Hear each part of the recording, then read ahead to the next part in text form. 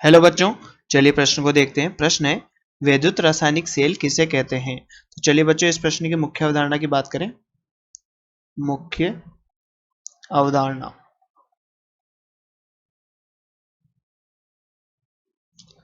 तो बच्चों वैद्युत रासायनिक सेल की बात करें तो ये एक ऐसी युक्ति होती है बच्चों जिसमें रासायनिक ऊर्जा को हम वैद्युतीय ऊर्जा में बदलते हैं या परिवर्तित करते हैं। तो बच्चों यहां पर क्या होता है,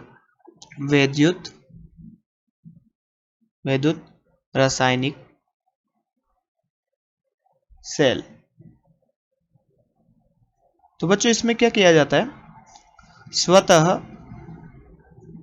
रेडॉक्स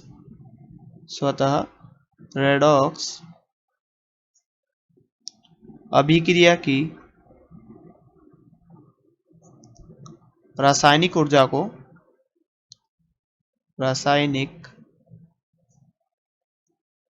ऊर्जा को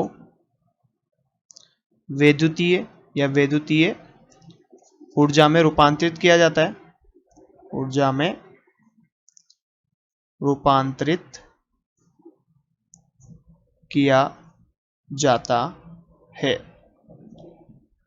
तो बच्चों विद्युत रासायनिक सेल क्या होते हैं, स्वतः रेडॉक्स अभिक्रिया होती है बच्चों, जिसके कारण क्या होता है, रासायनिक ऊर्जा को बच्चों हम किसमें, विद्युतीय ऊर्जा में रूपांतरित करते हैं। तो बच्चों कुछ यहाँ पर हम धातुओं को इस्तेमाल करते हैं, धातु इलेक्ट्रोड का इस्तेमाल करते हैं, जिनके अपचयन विभव और ऑक्सीकरण विभव बच्चों अलग अलग होता है।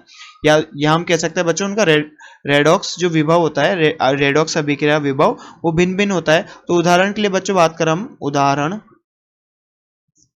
उदाहरण के लिए बात करें बच्चों किसकी, गैल्वेनिक सेल की। गैल्वेनिक सेल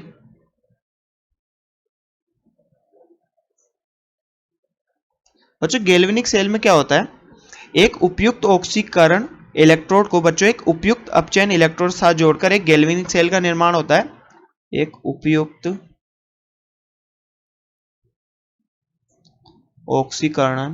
ऑक्सीकरण इलेक्ट्रोड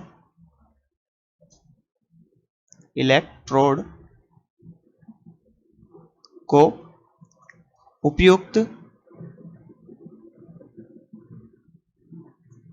अपचयन इलेक्ट्रोड के साथ जोड़कर बच्चों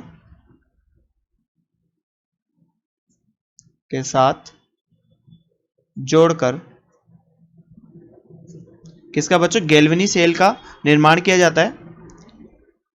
गैल्वेनिक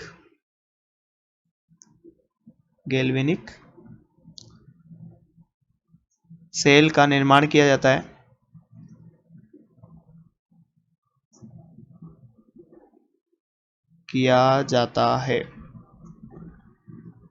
तो बच्चों हम यहाँ पर बात करें गैल्वेनिक सेल की, तो गैल्वेनिक सेल में क्या होता है बच्चों, इसको देखते हैं। तो बच्चों यहाँ पर विद्युत रासायनिक सेल की बात करें तो बच्चों यहाँ पर क्या भरा होता है, ZnSO4 का विलयन, बच्चों यहाँ पर CuSO4 का विलयन, और ये क्या है बच्चों, KCl का यहाँ पर विलयन होता है, जो बच्चों किसकी तरह काम करता है, लवण सेतु। और बच्चों यहाँ पर क्या, जिंक होता है, जिंक की इलेक्ट्रोड है बच्चों ये, और यहाँ पर ये किसकी इलेक्ट्रोड है, कॉपर की इलेक्ट्रोड है।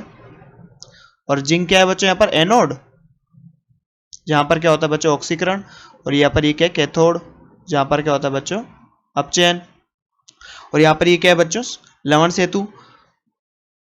तो बच्चों जैसा कि हम जानते हैं कि एनोड पर ऑक्सीकरण होगा यहाँ पर विद्युत रासायनिक सेल में, और ये ऑक्सीकरण के कारण बच्चों यहाँ पर विलयन में Zn+2 आयन की मात्रा क्या होगी बच्चों, बढ़ जाएगी। और इस कारण से बच्चों एनोड पर क्या, एनोड की जो इलेक्ट्रोड है बच्चों यहाँ पर ऋणात्मक आवेश आने लगेगा। और बच्चों यहाँ पर क्या होगा, कैथोड पर अपचयन होगा, तो बच्चों Cu+2 आयन यहाँ पर इलेक्ट्रोड पर जमा होने लगेंगे। और बच्चों यहाँ पर क्या होता है, कॉपर आयन में ये कन्वर्ट हो जाते हैं बच्चों, कॉपर इस इलेक्ट्रोड में जमा होने लगेगा। इस कारण से बच्चों यहाँ पर कैसा आवेश आने लगेगा, धनावेश आने लगेगा, और बच्चों विलयन में ऋणावेश आने लगेगा। अब बच्चों यहाँ पर इस ZnSO4 वाले विलयन में बच्चों धनावेश बढ़ता जाएगा, और CuSO4 विलयन में बच्चों ऋणावेश बढ़ता जाएगा। तो यहाँ पर बच्चों यहाँ पर द्रव के बीच में एक विभव उत्पन्न हो जाएगा, जिसे कम करने के लिए बच्चों हम यहाँ पर लवण सेतु का उपयोग करते हैं, ताकि ये परिपथ को पूर्ण कर सके। अब बच्चों यहाँ पर Zn+2 विलियन में आ रहा है, तो बच्चों यहाँ पर इलेक्ट्रॉन की संख्या बढ़ेगी और ये इलेक्ट्रॉन यहाँ पर इस तार के माध्यम से यहाँ पर कैथोड की ओर जाएगा।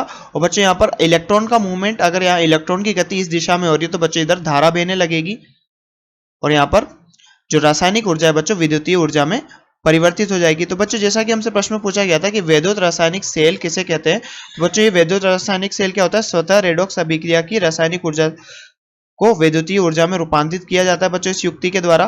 तो बच्चों हमने यहाँ पर देखा गैल्वेनिक सेल जो कि एक वैद्युत रासायनिक सेल होता है।